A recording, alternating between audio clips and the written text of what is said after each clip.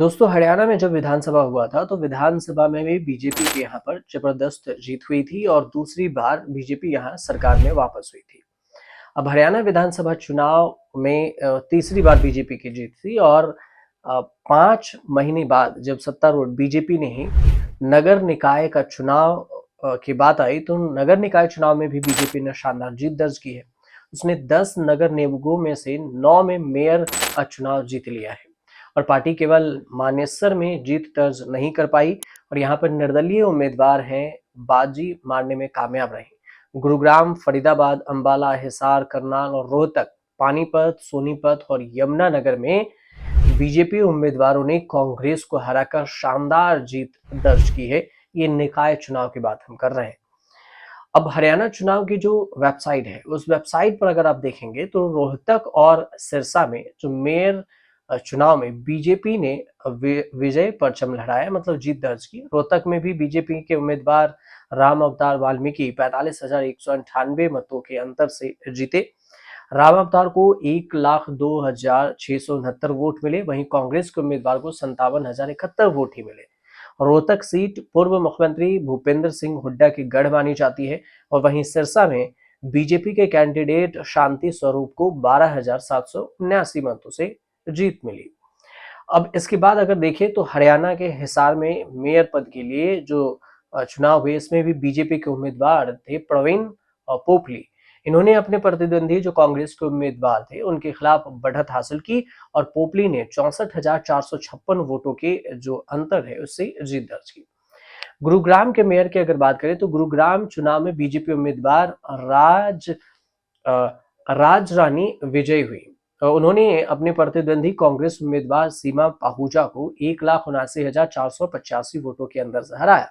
वहीं फरीदाबाद मेयर चुनाव में भी भारतीय जनता पार्टी की जीत हुई, यानी कि बीजेपी की जीत हुई। तो ये कुल मिलाकर देखा जाए तो आपको बीजेपी ने जो निकाय चुनाव है उसमें भी काफी बढ़त बनाई और 10 में से 9 सीटें जीत ली।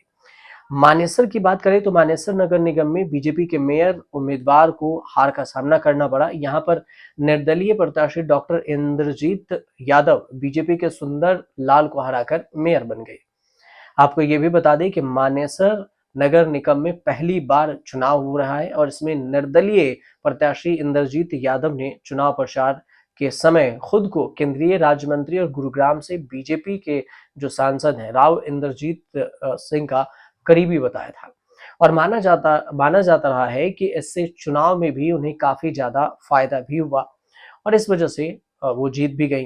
अब मुख्यमंत्री नायब सिंह सैनी ने इस पूरी जीत को लेकर हरियाणा के जो मुख्यमंत्री हैं उन्होंने आभार जताया। अब नायब सिंह सैनी ने लोगों का आभार व्यक्त किया और उन्होंने सोशल मीडिया पर एक पोस्ट किया। सोशल मीडिया पर पोस्ट करते हुए उन्होंने लिखा कि आप सभी के अपार समर्थन और आशीर्वाद से हरियाणा में बीजेपी के ट्रिपल इंजन की सरकार अब बन चुकी है और यह आपके विश्वास और मेहनत और सहयोग का ही परिणाम है कि प्रदेश विकास और प्रगति की नई ऊंचाइयों को छू रहा है और मैं आप सभी का हृदय से धन्यवाद करता हूं। आश्वस्त करता हूं कि हमारी सरकार प्रधानमंत्री नरेंद्र मोदी, जेपी नड्डा और अमित शाह के मार्गदर्शन में हरियाणा के हर परिवार जन की भलाई, समृद्धि और उज्जवल भविष्य के लिए पूरी निष्ठा से काम करेगी और सबका साथ, सबका विकास, सबका विश्वास, सबका प्रयास के संकल्प और हरियाणा एक, हरियाणवी एक के मंत्र के साथ हम प्रदेश को नए आयामों तक ले जाने के लिए प्रतिबद्ध हैं।